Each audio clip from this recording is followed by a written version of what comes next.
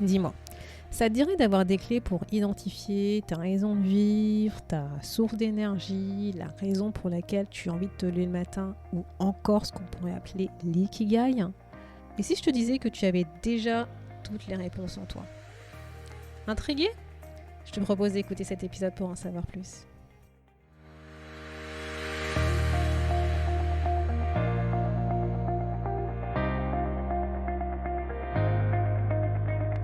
Bonjour à tous et à toutes, vous êtes sur le podcast Le quart d'heure d'Inspire Action. Moi c'est Wefa, votre coach en transformation de vie. Chaque semaine, retrouvez dans ce podcast des outils pour développer votre self-awareness, des actions à réaliser pour démarrer votre transformation, ainsi que des témoignages de personnes comme vous et moi qui ont décidé de devenir l'architecte de leur vie. Alors, installez-vous tranquillement et prenez de quoi écrire. Hello la tribu et bienvenue dans l'épisode 57 du podcast où je vais continuer notre découverte de tout ce qui tourne autour de la mission de vie, de la raison d'être, etc. Et donc dans cet épisode, ce que je vais faire, je vais te parler de l'ikigai. Donc tu as peut-être déjà entendu parler de ce terme, c'est un terme qui nous vient du Japon. Et donc je vais faire quelques épisodes autour de ce concept. Donc en fait, ce que je vais faire, je vais t'expliquer ce que c'est le l'ikigai, pourquoi c'est important d'identifier, de découvrir, de trouver son ikigai. Et après, je te donnerai, comme à son habitude, quelques exercices, des exemples pour t'aider à identifier, à trouver ton ikigai. Donc déjà, est-ce que tu savais que la traduction du mot ikigai, c'est pas vraiment mission de vie, trouver son job, de rêve aligné, comme on pourrait le voir sur Internet. En fait, il n'y a pas vraiment comment je pourrais dire, il n'y a pas vraiment de définition de ce concept japonais en réalité. C'est assez compliqué de trouver le mot juste qui pourrait en fait justement définir ce concept d'ikigai. Donc, en fait, voilà, moi, tout simplement, ce que j'ai fait, c'est que je suis allée me renseigner sur Internet et notamment, j'ai trouvé un site Internet en anglais qui s'appelle Ikigai Tribe qui, justement, parle de l'ikigai, mais surtout à partir de travaux réalisés par des professeurs et des scientifiques japonais. Et donc, d'après le professeur japonais Akihiro Hasegawa, qui, en fait, étudie justement ce concept d'ikigai au Japon, en fait, l'ikigai, ça pourrait se définir comme un sentiment d'être vivant ici et maintenant, comme en fait notre raison de vivre, en fait, tout simplement.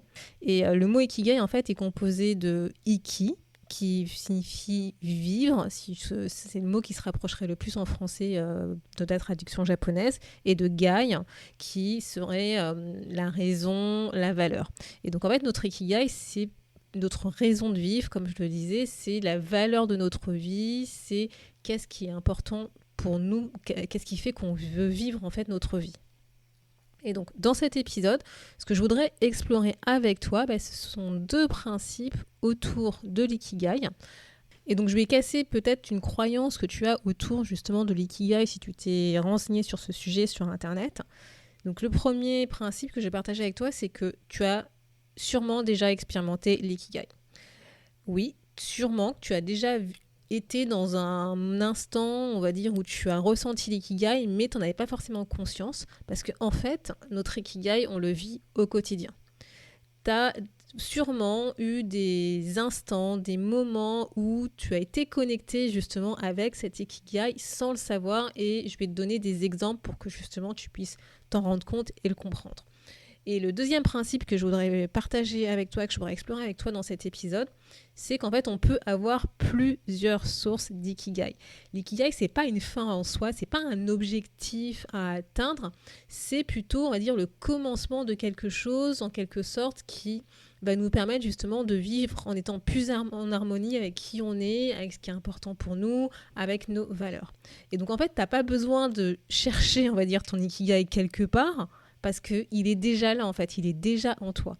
Et donc, en fait, pour trouver ton ikigai, il suffit tout simplement de te reconnecter à toi, à ce qui est important pour toi, à tes valeurs. Donc, pourquoi est-ce que c'est important, à mon sens, en fait, d'avoir conscience, justement, de son ikigai ? Parce que déjà, comme je l'expliquais avant, comme je te le disais, en fait, on n'a pas forcément conscience qu'on expérimente cet instant d'ikigai, qu'on a plusieurs sources d'ikigai, notre raison d'être, qui fait qu'en fait, dans plusieurs instants de notre vie, sans s'en rendre compte, en fait, on a été en harmonie, on a été en connexion avec nous-mêmes, on a été, ce que je pourrais dire, en osmose avec nous-mêmes. Mais ça, je vais y revenir plus tard sur ce point, et je vais te donner un exemple pour justement que tu le comprennes mieux. Mais surtout, ce qui est important, c'est qu'à travers cette reconnexion à soi, à toi, cette recherche en fait des sources d'ikigai qui sont en toi, tu vas commencer en fait à voir la vie autrement. Tu vas commencer à percevoir ces petits instants en fait que tu vas avoir dans ta vie qui vont pouvoir te remotiver, te rebooster, où tu vas avoir de la gratitude, où en fait tu vas te rendre compte que tu vis des instants de flow, que tu vis ton ikigai à chaque instant sans t'en rendre compte. Tu vas commencer en fait à retrouver des sources d'énergie interne dont tu n'avais pas conscience en fait. Tu vas te rendre compte qu'il y a plein de trucs autour de toi qui te mettent en joie tout simplement, qui te redonnent le sourire et sans pour autant que tu en aies conscience et que tu t'en rendes compte. Tu vas apprécier, en tout cas à mon sens, tu vas apprécier ces instants, ces petits instants de vie. Tu vas être plus reconnecté dans le présent en fait. Tu vas vraiment vivre beaucoup plus dans le présent sans éventuellement te projeter pour un futur qui n'existe pas ou te projeter dans un passé qui est déjà terminé. Donc, revenons à ce qu'est l'ikigai. Ce concept, donc je te disais, on a un peu du mal à le traduire dans le monde occidental, que ce soit en anglais ou en français. Hein. Donc ce concept, donc je te disais, il a été étudié par plusieurs personnes, notamment des professeurs et des scientifiques japonais. Et c'est pour ça que moi, en fait, je tenais vraiment à faire ces recherches auprès en fait, de la source de l'ikigai qui vient du Japon pour pouvoir essayer de mieux comprendre ce concept.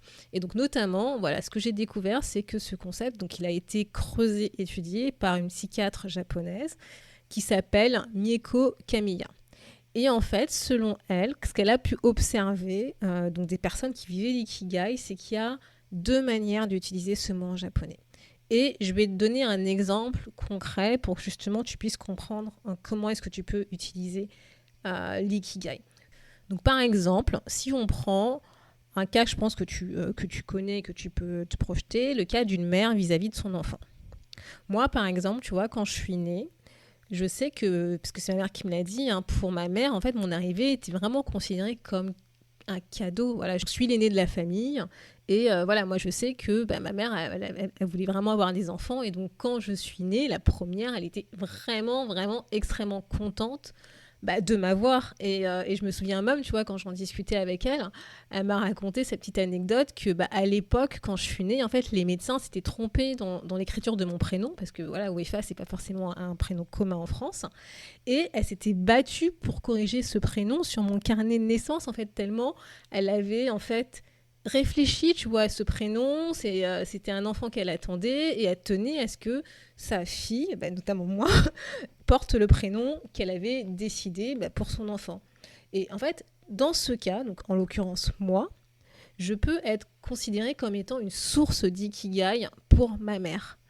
Voilà, c'est parce que c'était quelque chose qui était important pour elle, qu'elle a obtenu et au moment de mon arrivée, voilà, il y a toute cette joie qui a entouré en fait ma naissance, que je pense que tu peux comprendre soit en tant que parent ou soit en tant qu'enfant. Et ça, tu vois, c'est une source d'ikigai. C'est une première façon en fait, de percevoir l'ikigai. C'est ta source d'ikigai. Je ne sais pas comment le traduire en français, mais voilà, c'est un premier exemple pour que tu puisses comprendre. D'un autre côté, tu vois, toutes les expériences que justement ma mère a vécues suite à ma naissance en tant qu'enfant, et encore maintenant d'ailleurs, je pense, mais que toi, que ce soit quand j'étais enfant, les bêtises que j'ai faites, les bobos que j'ai eus, les moments de joie qu'elle a pu partager quand j'ai marché pour la première fois, ou quand, je sais pas, quand j'ai parlé pour la première fois, enfin tu vois, tout ça, toutes ces expériences, on va dire, autour de la source d'ikigai, qui est là dans cet exemple, qui est ma naissance, donc qui est moi en tant qu'enfant, en japonais, en fait, ça va s'appeler l'ikigai-kan, et ça veut dire toutes les expériences en fait qui sont associées justement à cette source de l'ikigai. Et tout ça, tous les ressentis, tout le feeling autour de cette source, tout justement l'amour ressenti pour cet enfant, la joie, les peurs, la raison de vie, la fierté, tout ça, c'est une seconde façon de percevoir l'ikigai. quand quelqu'un va te dire mon enfant est mon ikigai, par exemple, cette personne elle va faire référence à la source justement de son ikigai, mais on peut également utiliser ce mot ikigai par toute l'expérience, le feeling, l'état d'esprit, le ressenti autour de cette expérience que cette personne va vivre avec son enfant. Et dans ce cas, tu vois, c'est ce qu'on va justement ce qu'on va appeler l'ikigai kan. Et donc, je te partage tout ça parce que, en réalité, tu vois, je pense que tu as dû sûrement, et comme je te le disais avant, expérimenter l'ikigai, mais tu n'en avais pas forcément conscience parce que tu pensais que c'était quelque chose d'extérieur à toi qu'il fallait construire, qu'il fallait chercher. Alors qu'en fait, on peut avoir plusieurs sources d'ikigai, on peut avoir plusieurs expériences autour de ces sources d'ikigai qui vont aussi nous mettre en joie, qui vont être aussi notre raison d'être. En fait, l'ikigai, c'est pas une fin en soi, c'est pas une mission de vie à construire, à atteindre, à trouver, mais c'est plutôt un point de départ, comme je disais, vers, je pense, une prise de conscience de nos expériences de vie sous différents angles et que tu peux avoir plein de petits instants de vie qui vont faire que, en fait, tu vas trouver ces moments de joie et que tu vas trouver cet ikigai. Et justement, j'ai vraiment voulu creuser un peu plus cette notion d'ikigai. Et donc, ce que j'ai fait, parce que j'adore lire, c'est que je me suis acheté l'année dernière le livre, en fait, le petit livre de l'ikigai de Ken Mogi.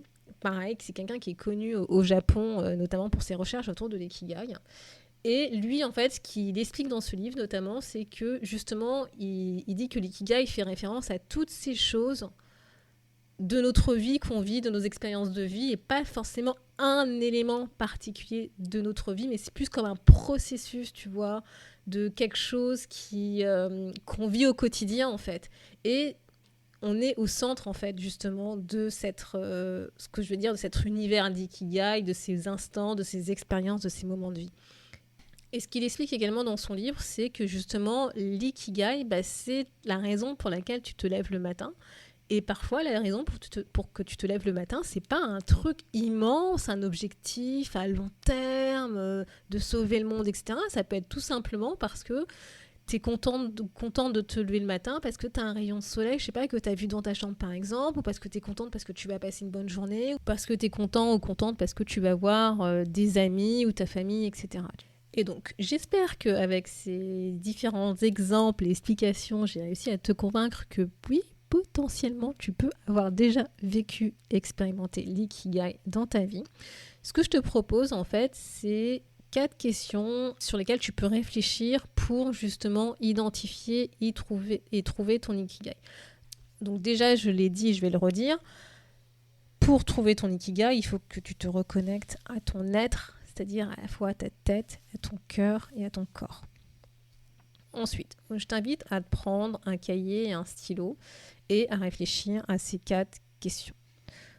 Donc la première question, c'est reconnecte-toi à ce qui est important pour toi, à ce qui te fait vibrer chaque jour, à ce qui te met en mouvement, donc en gros tes valeurs. Donc identifie tes valeurs. Quelles sont les valeurs qui sont importantes pour toi? Qu'est-ce qui te fait vibrer chaque jour, qui te met en mouvement?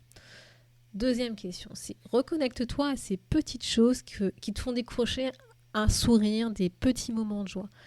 Note-les sur ton carnet. Qu'est-ce qui te donne le sourire dans la vie, tous les jours? Ça peut être des petits trucs, c'est pas grave, c'est vraiment ça, ces petits instants de joie, ces petits moments, ces événements qui te décrochent un sourire sans même que tu t'en rendes compte. Troisième question sur laquelle tu peux réfléchir, c'est reconnecte-toi à ces activités, ces objets qui te mettent dans une situation de flow, c'est-à-dire où tu ne vois plus passer le temps, tu es dans ta petite bulle. Quelles sont ces activités, quels sont ces objets justement qui te mettent dans cet état de flow où plus rien n'existe autour de toi, tu es ultra concentré, tu es vraiment dans ton truc, dans ta bulle. Dernière question, c'est reconnecte-toi à l'instant présent. Observe-toi, qu'est-ce que tu ressens, qu'est-ce que tu te dis, qu'est-ce que tu as envie de faire. Prends-toi, je sais pas, par exemple dans la journée, 5 minutes où tu te poses, tu t'arrêtes et tu observes ce qui se passe en toi, autour de toi, dans cet instant. En fait, vivre son ikigai, c'est vivre en harmonie avec ses valeurs, avec soi. Et d'ailleurs, si tu m'écoutes, si tu sais que tu dois savoir, c'est que c'est l'une des raisons pour lesquelles les valeurs sont ultra importantes dans mon accompagnement parce que voilà, pour moi, c'est vraiment la clé, c'est vraiment la base de tout ce qu'on vit pour mieux se connaître, pour vivre aligné avec qui on est, que ce soit par rapport à notre tête, par rapport à notre cœur ou par rapport à notre corps. Donc j'espère que tu as réussi à identifier au moins un événement où tu as ressenti cet ikigai, que ce soit quand tu prends ton café ou ton thé le matin ou dans la journée, ou quand tu lis un livre, ou quand tu embrasses tes enfants, quand tu parles au téléphone avec tes parents, ou quand tu écoutes ton morceau de musique préféré. Voilà, vraiment ce que je voudrais que tu retiennes de cet épisode, c'est que ton ikigai, cette raison d'être, cette raison de vivre, elle est déjà à l'intérieur de toi en fait. Il suffit juste que tu t'autorises à écouter cette partie en toi, cette partie de toi. Il suffit juste que tu te reconnectes à ce qui est important pour toi, notamment à tes valeurs, à ton être.